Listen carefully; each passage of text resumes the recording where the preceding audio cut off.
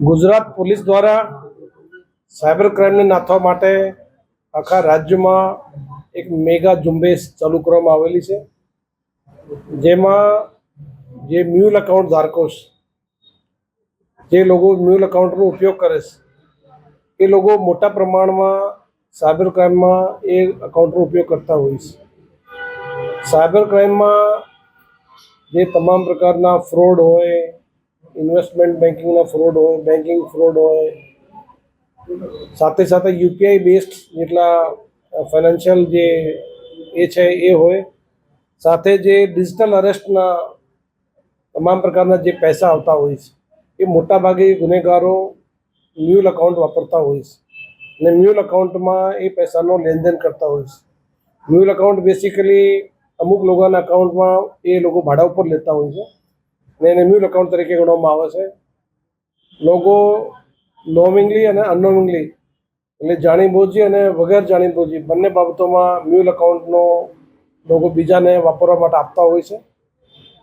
એ mule account cyber crime માટે ખૂબ જ મોટી ચેલેન્જ છે અને મ્યુલ એકાઉન્ટ ઉપર એક સર્જિકલ સ્ટ્રાઇક ગુજરાત પોલીસ દ્વારા કરવામાં આવેલી છે, જેમાં અત્યાર સુધી રાજકોટ રેન્જમાં 1077 જેવા મ્યુલ એકાઉન્ટની પોલીસ દ્વારા અત્યારે વેરિફિકેશનની કામગીરી કરવામાં આવેલી છે.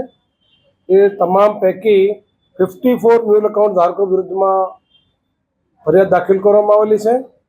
એમાં 184 જેટલા આરોપીઓ એ આઈડેન્ટિફાઈ કરવામાં આવેલા છે.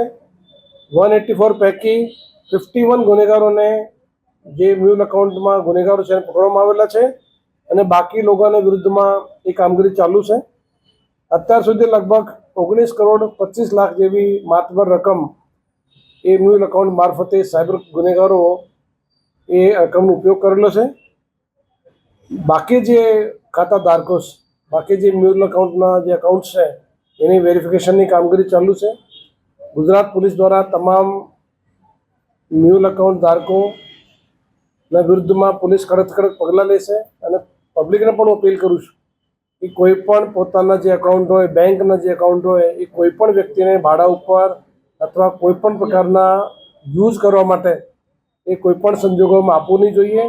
પોલીસ તમામ પ્રકારના એકાઉન્ટ્સ એ વેરીફાઈ કરશે અને ગુનેગારોને અવકાશ નહીં મળે એના માટે દરેક વ્યક્તિની પણ જવાબદારી છે કે પોતાના એકાઉન્ટ એ સાચવે. કોઈ પણ વ્યક્તિને એવું લાગતું હોય કે એના એકાઉન્ટનો દુરુપયોગ થઈ ગયો છે તો પબ્લિક પાસે તાત્કાલિક કન્સર્ન બેંકને જાણ કરે, કન્સર્ન પોલીસ સ્ટેશનને જાણ કરે. પોલીસના એના વિરુદ્ધમાં કડકથી કડક પગલાં લેવામાં આવશે.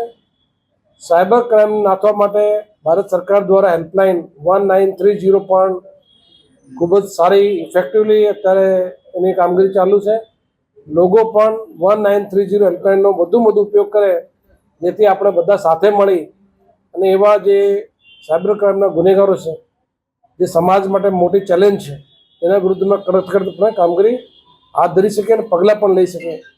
ભવિષ્યમાં પણ એવા કોઈ પણ વ્યક્તિઓ હશે જે ગુનેગારો સાથે પોતાના એકાઉન્ટનો ઉપયોગ કરશે તો એના વિરુદ્ધમાં ગુજરાત પોલીસ દ્વારા કડકથી કડક કાર્યવાહી હાથ ધરવામાં આવશે.